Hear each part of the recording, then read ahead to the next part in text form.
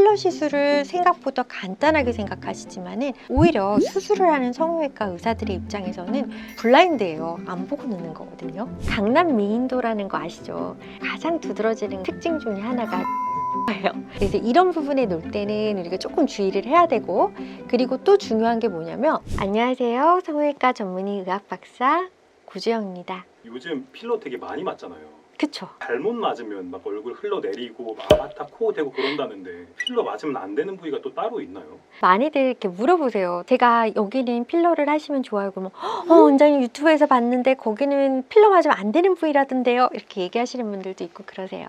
우선은 우리 PD님이 저한테 물어보신 게 아바타 코 얘기하셨잖아요. 맞아요. 아바타 코가 생기는 원인이 되게 여러 가지가 있어요. 첫 번째는 우리가 넣는 필러가 그 자리에서 그대로 있어주는 게 아니라 옆으로 퍼져서 생기는 거거든요. 그러면은 이 필러가 퍼지는 이유가 뭘까요? 필러가 오래되다 보면 녹아서 퍼지지 않나요? 보통들 그렇게 생각을 많이 하시는데요. 그러니까 내 조직의 상태와 필러의 상태가 어떤 형태를 이루고 있느냐가 되게 중요해요. 우리가 콧대에 받칠 때는 사실 뼈를 대신해서 네가 있어줘 라는 느낌으로 집어넣는 거잖아요. 그런데 이 필러가 만약에 좀 묽은 필러를 썼어. 그러면 이 피부를 받쳐줄 수가 없죠.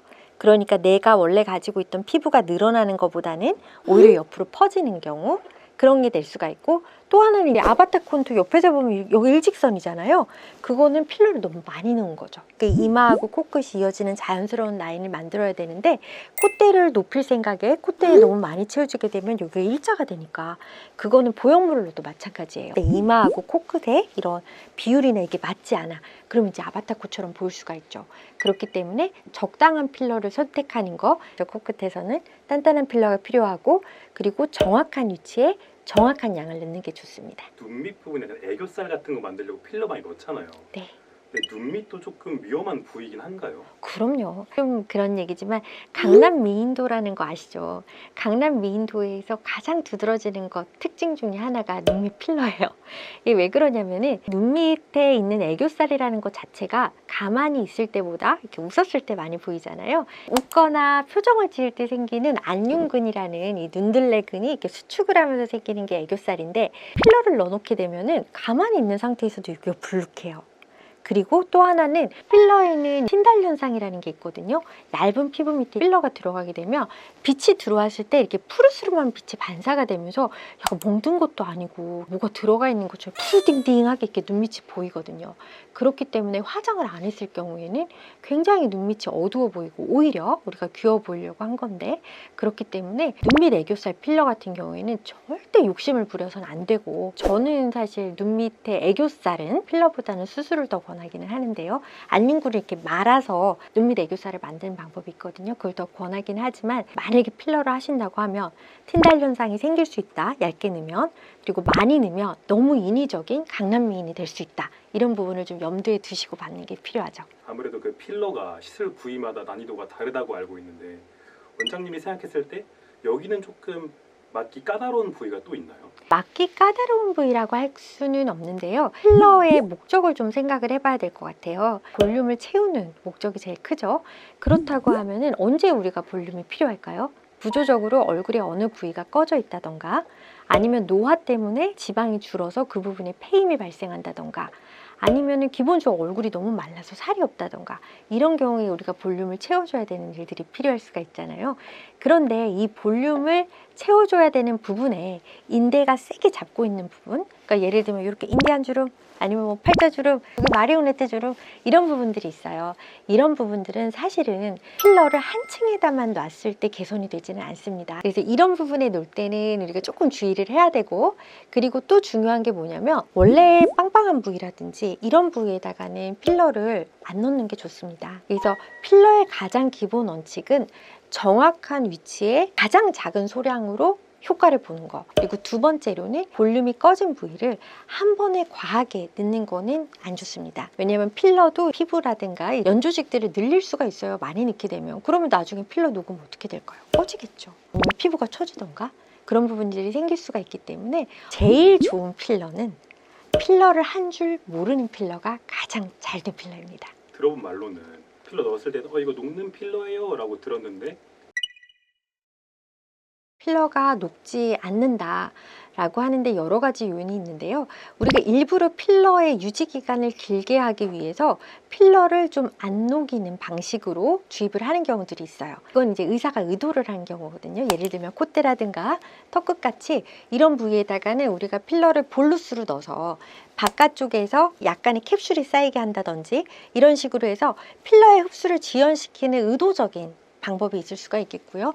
그 외에 녹이고 싶은 부분인데 필러가 녹지를 않아. 그럴 경우에는 우리가 실험을 다 해봤어요. 필러를 쫙 녹여봤을 때 불순물이 남는 경우도 있고 아니면 깨끗하게 다 녹여지는 경우도 있고, 왜냐하면 필러라는 거에도 하이알루로닉 액시드를 이렇게 뭉쳐주는 가교제라든가 다른 여러 가지 부산물들이 들어갈 수가 있는데, 그런 것들이 주변에 그래뉼로마라는 유가종을 일으킨다든지 이런 경우에 있어서는 필러가 깨끗하게 흡수돼서 사라지는 게 아니라 남아있는다든지 잘 녹지 않는다든지 할 수가 있죠. 그리고 실제로 또 부분적으로 안 녹는 필러가 사용됐을 가능성도 제로는 아니죠. 원장님, 요즘에는 가슴에도 필러 진짜 많이 듣는다고 들었거든요. 정말요? 네네. 정말? 근데 그거 혹시 정말 괜찮나요?